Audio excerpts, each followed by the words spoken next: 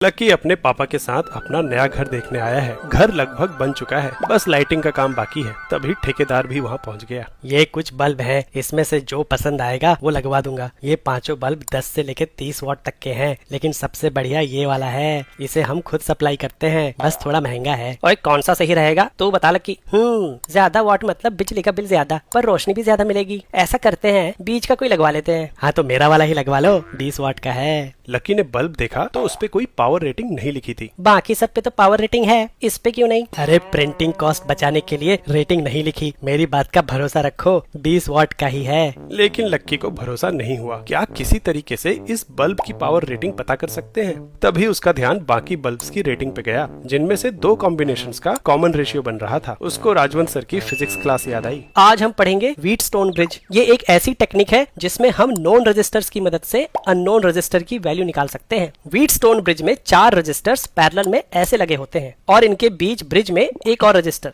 जैसे कि बल्ब लगा होता है। ये बल्ब तभी बुझेगा जब व्हीटस्टोन ब्रिज बैलेंस्ड होगा, यानी इन रजिस्टर्स का रेशियो एक दूसरे के बराबर होगा। पर सर ऐसा होगा कैसे? क्योंकि बल्ब बुझने का मतलब है कि इन दोनों पॉइंट्स का वोल्टेज बराबर है। अगर लेफ्ट वाली ब्रांच का करंट I और राइट वाले का I डैश मान लें, तो R1 के अक्रॉस वोल्टेज ड्रॉप होगा I गुने R1 और R3 के अक्रॉस I डैश गुने R3। ब्रिज के दोनों पॉइंट्स के वोल्टेज बराबर होने के लिए दोनों रजिस्टर्स के अक्रॉस वोल्टेज ड्रॉप्स भी बराबर होने पड़ेंगे। मतलब IR1 बराबर होगा I डैश R3 के। यहाँ से I डैश बटे I का रेशियो आ गया R1 बटे R3। यही लॉजिक अगर R2 और R4 पे लगाएंगे तो वहां से भी I डैश और I का रेशियो R2 बटे R4 के बराबर ही आएगा, यानी कि R1 बटे R3 बराबर होगा R2 बटे R4 के। मतलब अगर बल्ब नहीं जल रहा है और हमें इन चारों में से 3 रजिस्टर्स की वैल्यूज पता है, तो हम चौथे की वैल्यू आराम से निकाल सकते हैं। लकी ने यही कॉन्सेप्ट बल्ब्स पे अप्लाई किया और 4 बल्ब जिनकी पावर का रेशियो बराबर था उन्हें ऐसे लगाया, और बीच वाले ब्रिज में करंट है कि नहीं